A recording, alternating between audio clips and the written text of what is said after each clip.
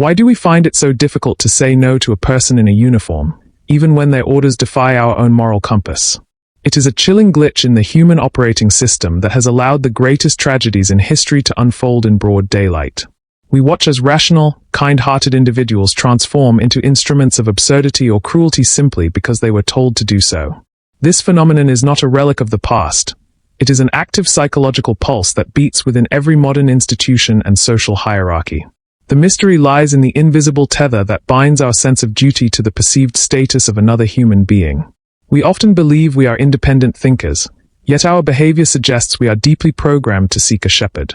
There is a disturbing gap between our self-image as rebels and our reality as compliant participants in systems that often make no sense. When we are faced with an irrational command from a high-status figure, a silent war erupts between our logic and our ancient survival instincts. The psychological landscape is defined by a deep-seated fear of being the only one to break rank, even when the rank is marching toward a cliff. We like to think of ourselves as the heroes who would have stood up against historical injustices, yet statistics suggest otherwise. This creates a hidden mechanism where the senselessness of an order actually becomes a test of loyalty rather than a reason to stop.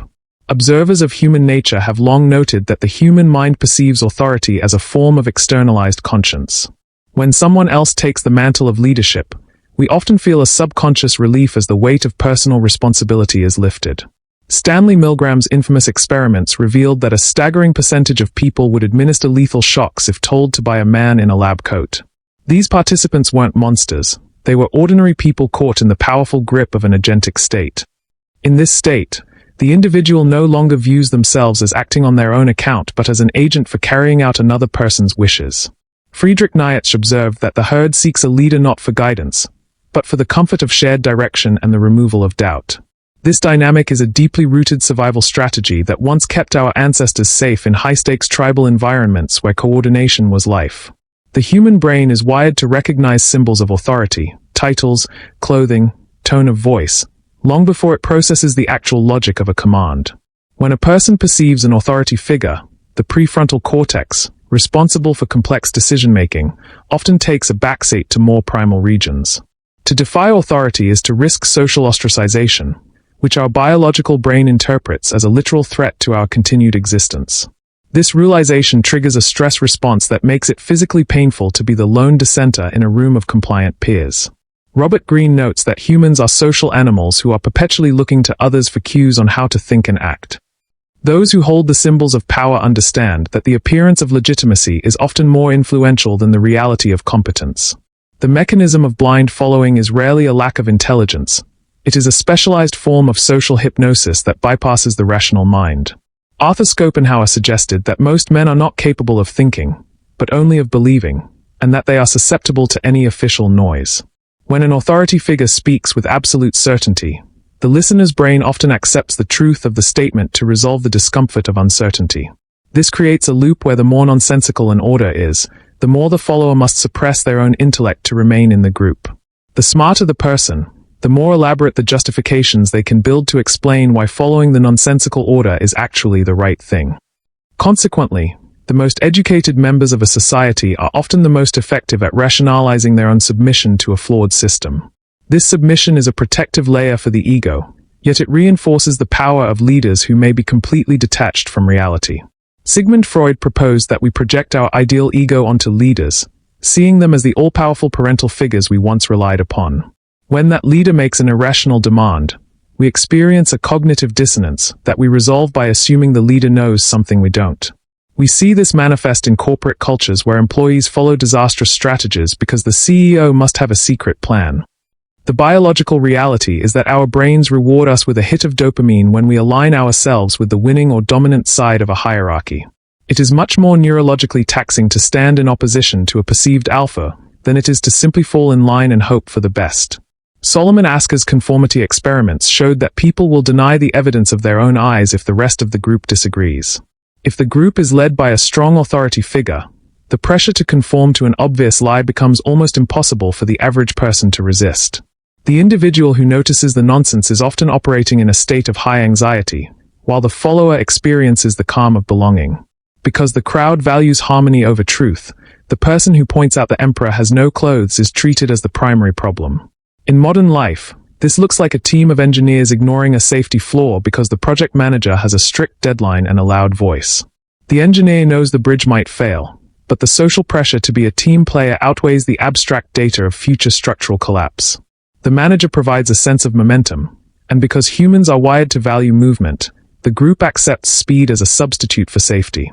We see this in political movements where followers defend a leader's obvious contradictions with a zeal that defies any standard of logic. The person who has tied their identity to an authority figure cannot admit the leader is wrong without admitting their own identity is based on a lie. In social circles, we follow thought leaders who spout empty jargon because we are afraid of looking uninformed by asking for a definition. The group values the aesthetic of expertise over the substance of it, and the person who demands clarity is often shamed for slowing things down. Even in the legal system, jurors are often swayed more by the confident delivery of a judge or expert than by the actual evidence presented. This creates a dynamic where the performance of authority becomes the primary currency of truth in our most important social institutions. The person with the most doubt is often the one who is actually paying attention, yet they are the ones most likely to be silenced by the system. They begin to doubt their own perceptions, wondering if their common sense is actually a sign of their own hidden inadequacy or lack of vision. Over time, this leads to a moral erosion where an entire society can lose its ability to distinguish between a valid law and a senseless command. The vacuum left by critical thinking is filled by a rigid adherence to protocol, where following orders becomes the ultimate and only virtue. This process is reinforced by the bystander effect, where individuals look to others to see how they should react to an unusual or wrong situation. If no one else is protesting the senseless order, each individual concludes that the order must not be as senseless as it initially appeared. This collective silence acts as a powerful endorsement, making the authority figure feel even more emboldened to push the boundaries of reason. Hannah Arendt wrote about the banality of evil, observing how ordinary people become complicit in horrors through the simple act of being orderly. She noted that the greatest crimes are not committed by sociopaths, but by bureaucrats who have outsourced their morality to a higher office.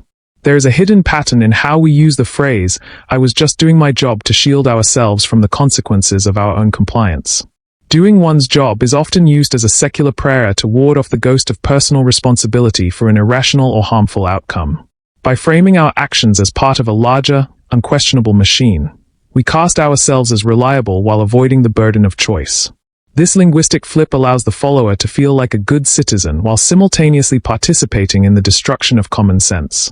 Another pattern is the use of hierarchical filtering, where information is distorted as it moves up and down the chain of command. In these systems, the truth is often seen as an obstruction to the authority figure's vision, and it is removed to ensure a smooth flow of power.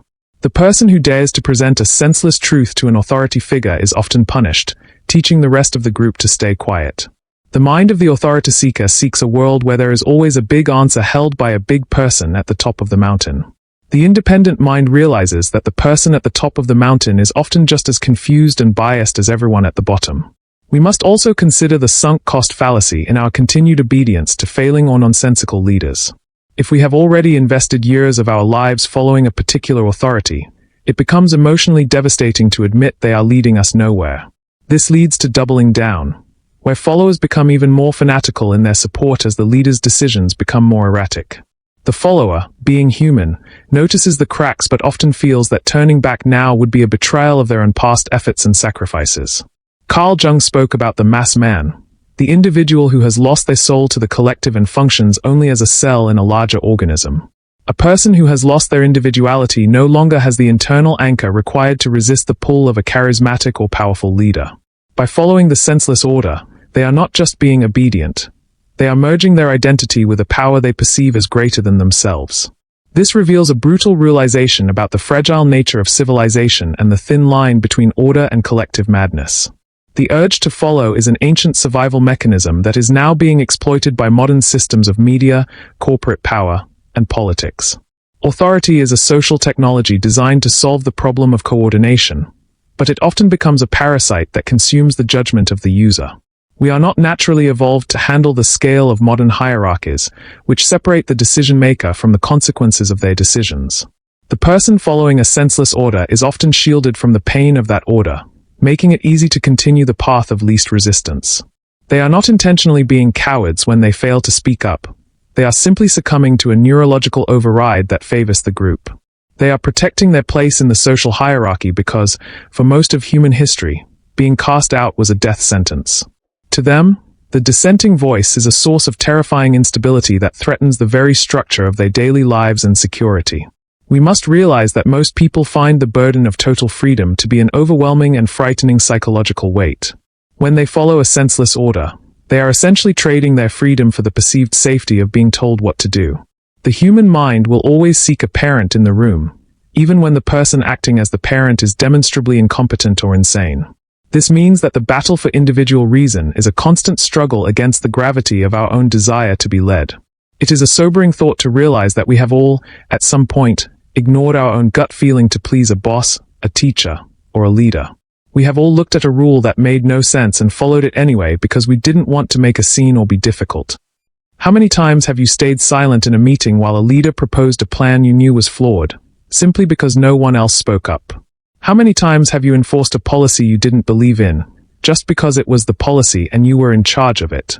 Self-reflection is the only way to break the spell of authority, yet it requires a level of courage that most systems are designed to discourage. We must ask ourselves if we are truly comfortable being cogs in a machine that we do not understand and cannot control. Are you brave enough to trust your own eyes when they tell you that the person in charge is leading everyone in the wrong direction? The antidote to this psychological trap is the cultivation of inner authority, a sense of self that is not dependent on external validation or status. It requires the intellectual honesty to judge an idea based on its own merits rather than the stripes on the shoulder of the person who said it. We must learn to value the sovereignty of the individual over the convenience of the collective, even when it makes our lives more complicated. By reclaiming our right to ask why, we disrupt the automated loops of blind obedience and force reason back into the social fabric. Moral courage is not the absence of fear in the face of authority. It is the decision that truth is more important than our social standing. The history of human progress is the story of those who dared to say no to a power that had lost its way and its reason. Though the compliant may find temporary peace, the troublemakers who demand sense are the ones who actually move the world forward. Let us strive to be the kind of people who respect expertise but never worship power, keeping our eyes wide open to the reality before us. The true mark of a free mind is the ability to recognize when the official path is merely a detour into collective delusion and choosing to walk alone.